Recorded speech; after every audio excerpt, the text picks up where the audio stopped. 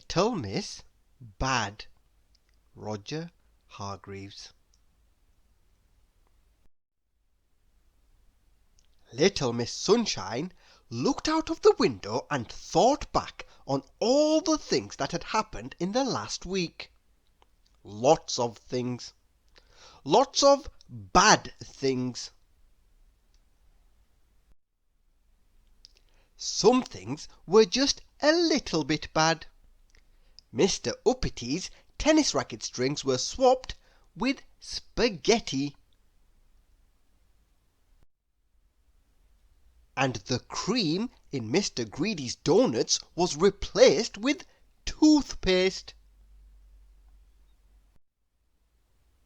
Some things were really quite bad, like Miss Splendid's shower had covered her with ink.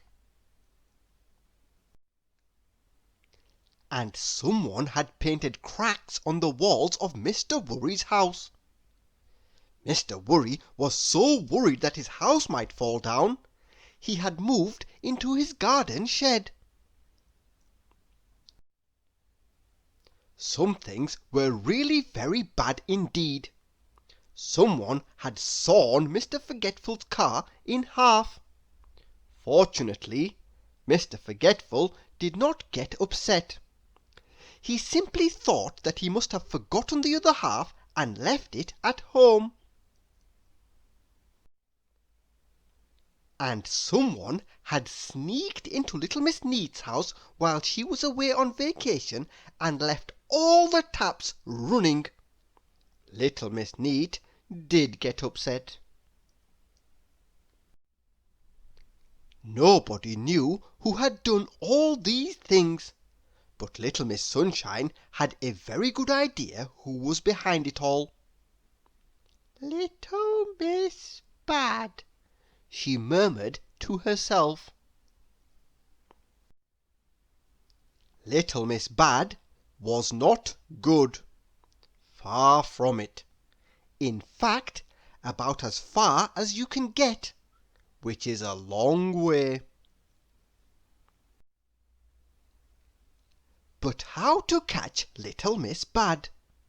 This was the question that Little Miss Sunshine was turning over in her mind. And then she had an idea. A very clever idea. The next day a poster appeared in the town square. It announced that there was to be a grand competition to discover the most mischievous, naughty, or bad trick that had been played in the last week. First prize was a fabulous vacation. "How easy!" said Little Miss Bad to herself. "That vacation is as good as mine." The day of the grand competition dawned. By midday a large crowd had gathered in the town square. A stage had been built in the middle of the square. Little Miss Sunshine called for quiet. "Each contestant," she explained, "will come up on stage and describe their entry, and then the panel of judges will decide upon a winner. First up is Little Miss Bad." Little Miss Bad could not wait to get on stage. She was so excited.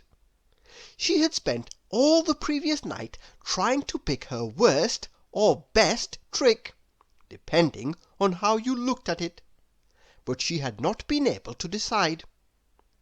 So she described them all to the crowd, from Mr. Uppitty's tennis racket strings all the way through to Little Miss Neat's wet house. She described them in great detail.